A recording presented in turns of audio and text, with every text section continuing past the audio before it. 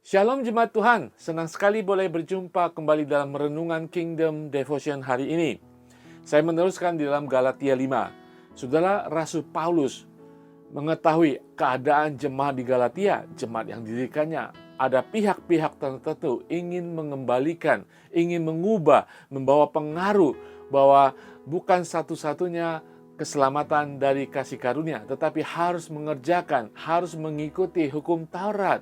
Ya, saudara, ada pengaruh-pengaruh ingin mengembalikan kepada legalisme, bukan kasih karunia semata-mata. Di pasal kelima, Rasul Paulus mengingatkan bahwa kemerdekaan dari Yesus sungguh-sungguh kita dibebaskan dari perbudakan oleh karena kasih karunia Yesus, bukan kebisaan kita, bukan perbuatan kita. Nah, saudara sekalian, saudara bisa membayangkan ketegangan pada saat itu. Dan apa yang terjadi di sini di pasal kelima ayat 15, Paulus memberikan suatu peringatan yang nadanya sedikit keras, yang nadanya bunyinya mungkin sesuatu yang menunjukkan adanya sesuatu percekcokan, pertikaian, perselisihan yang sudah begitu meruncing antara dua pihak. Mari kita baca Galatia 5:15. Tetapi jikalau kamu saling menggigit dan saling menelan, awaslah supaya jangan kamu saling membinasakan. Ayat ini bunyinya sepertinya sedikit berkelebihan. Ya, menggigit, menelan, ya, menghancurkan, ya saudara sekalian. Tapi Rasul Paulus mengerti apa yang terjadi di tengah-tengah jemaat pada saat itu. Terjadi ketegangan, bahkan perselisihan.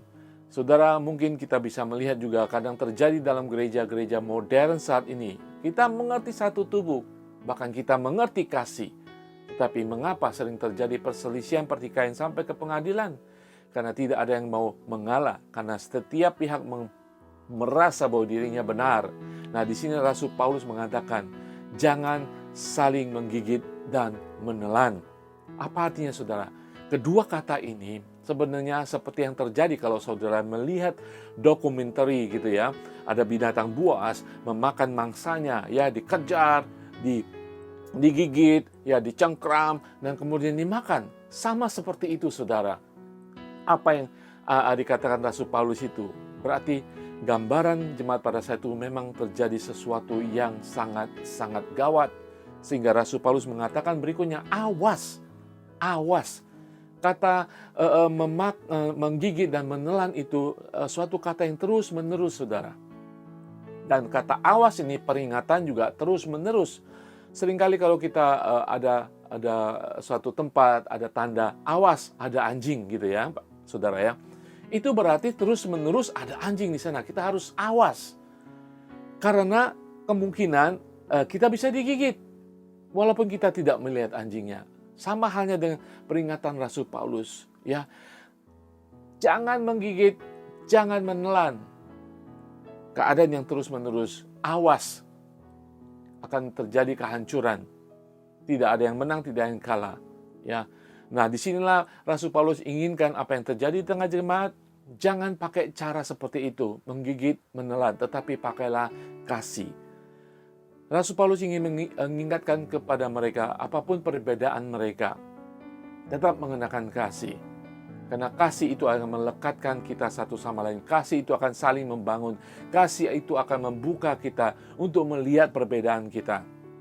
Kasih itu akan membuka hati kita bahwa Tuhan yang benar dan bukan kita yang benar. Dan kasih itu juga akan memperdamaikan kita.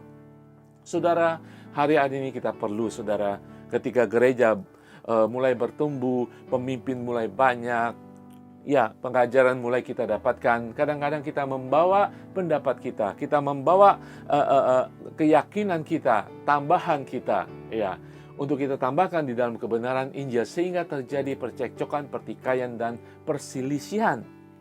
Ingat, Rasul Paulus mengingatkan, jangan menggigit dan jangan menelan.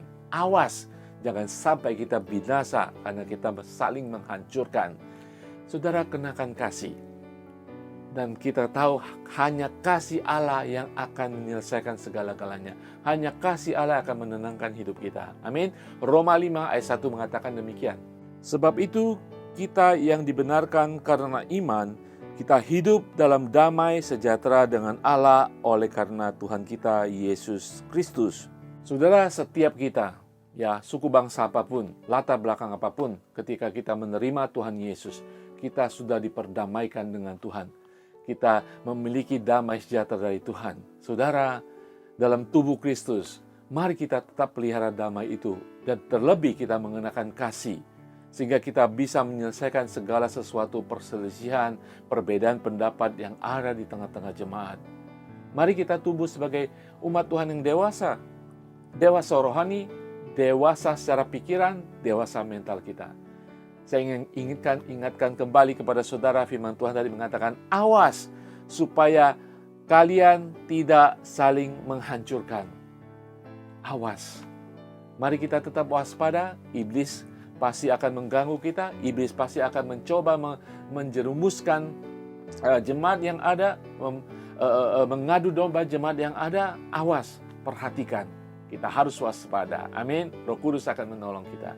Bapa di surga, terima kasih Tuhan untuk firman-Mu Tuhan.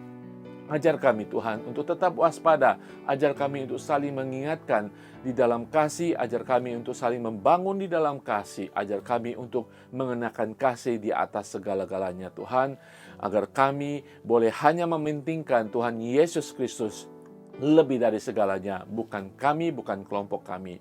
Tuhan berkati gereja-gereja, Tuhan berkati jemaat-Mu Tuhan, yang mungkin saat ini bertentangan, berselisih Tuhan, agar ada damai, ada kasih yang menyelesaikan semuanya di dalam nama Tuhan Yesus. Haleluya. Amin.